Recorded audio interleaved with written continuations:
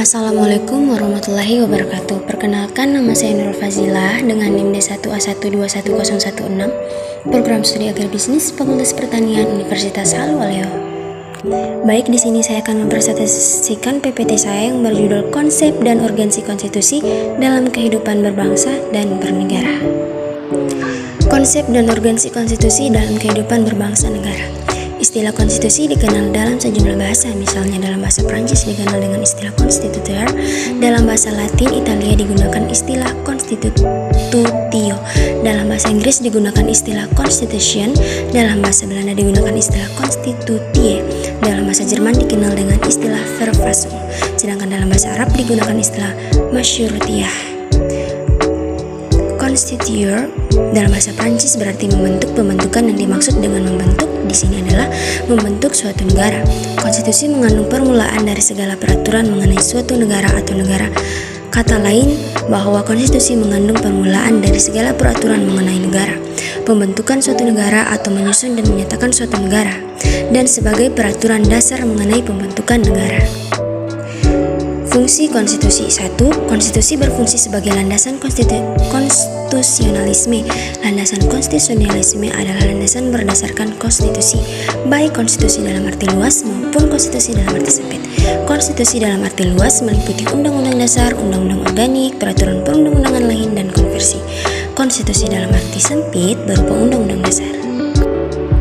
2. Konstitusi berfungsi untuk membatasi kekuasaan pemerintah sedemikian rupa sehingga penyelenggaraan kekuasaan tidak bersifat sewenang-wenang. Dengan demikian, diharapkan hak-hak kewarganegaraan akan lebih terlindungi.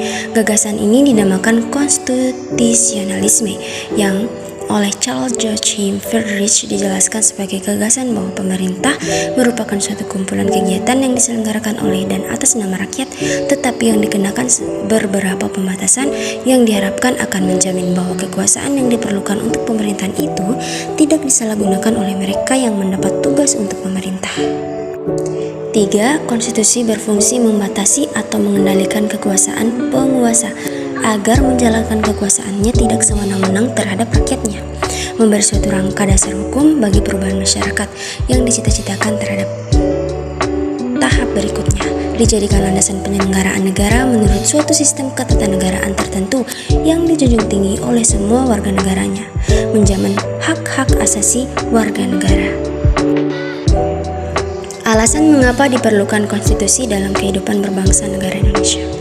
Konstitusi sesungguhnya memiliki peranan yang sangat penting dalam kehidupan bernegara. Karena jika dalam sebuah negara tidak ada konstitusi, akan ada banyak orang yang melakukan tindakan sewenang-wenangnya. Setiap negara memiliki konstitusinya masing-masing demi terciptanya keadilan, kenyamanan, ketentraman, saling menghargai antar negara, antar individu, dan lain-lain. Membangun argumen tentang dinamika dan tantangan konstitusi dalam kehidupan berbangsa negara Indonesia. Melihat kembali perjalanan sejarah Indonesia merdeka, ternyata sudah terjadi banyak dinamika ketatanegaraan seiring berubahnya konstitusi atau undang-undang dasar yang diperlakukan. Setelah ditetapkan 1 hari setelah proklamasi kemerdekaan, Undang-Undang Negara Republik Indonesia tahun 1945 mulai berlaku sebagai hukum dasar yang mengatur kehidupan ketatanegaraan Indonesia dengan segala keterbatasannya. Mengapa demikian? Bapak Soekarno sejak awal telah mengatakan bahwa Undang-Undang Dasar 1945 merupakan undang-undang kilat yang akan terus disempurnakan pada era yang akan datang. Membangun argumen tentang dinamika dan tantangan konstitusi dalam kehidupan berbangsa negara Indonesia. Pada pertengahan 1997, negara kita dilanda krisis ekonomi dan moneter yang sangat hebat. Krisis ekonomi dan moneter yang melanda Indonesia ketika itu merupakan suatu tantangan yang sangat berat. Akibat dari krisis tersebut adalah harga-harga melambung tinggi, sedangkan daya beli masyarakat terus menurun. Sementara itu, nilai tukar rupiah terhadap mata uang asing, terutama dolar Amerika, semakin merosot. Menyikapi kondisi seperti itu, pemerintah berusaha menanggulanginya dengan berbagai kebijakan. Namun kondisi ekonomi yang tidak kunjung membaik, bahkan semakin hari semakin bertambah parah. Krisis yang terjadi meluas pada aspek politik. Masyarakat sudah mulai tidak mempercayai pemerintah. Oleh karena itu, timbullah krisis kepercayaan pada pemerintah. Gelombang unjuk rasa secara besar-besaran terjadi di Jakarta dan di daerah-daerah. Unjuk rasa tersebut digagasi oleh mahasiswa, pemuda, dan berbagai komponen bangsa lainnya. pemerintah sudah tidak mampu lagi mengendalikan keadaan. Maka pada 21 Mei 1998, Presiden Soeharto menyatakan berhenti dari jabatannya. Berhentinya Presiden Soeharto menjadi awal era reformasi di tanah air. Pada awal masa informasi, pertengahan tahun 1998, muncul beberapa tuntutan reformasi di masyarakat. Tuntutan tersebut diutarakan oleh berbagai komponen bangsa, terutama oleh mahasiswa dan pemuda.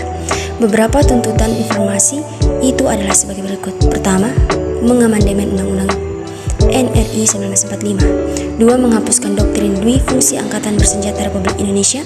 Ketiga, menegakkan supremasi hukum, penghormatan HAM, serta pemberantasan korupsi, kolusi, dan nepotisme. 3. 4. Melakukan desentralisasi dan hubungan yang adil antar pusat dan daerah. 5. Mewujudkan kebebasan pers.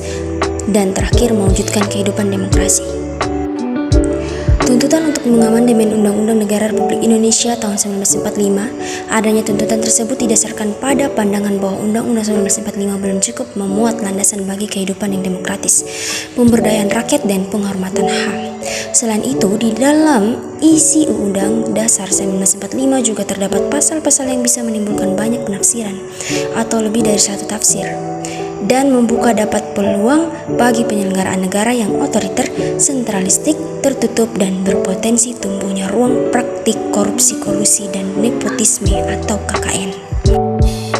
Dalam perkembangannya, tuntutan perubahan Undang-Undang Negara Republik Indonesia tahun 1945 menjadi kebutuhan bersama bangsa Indonesia.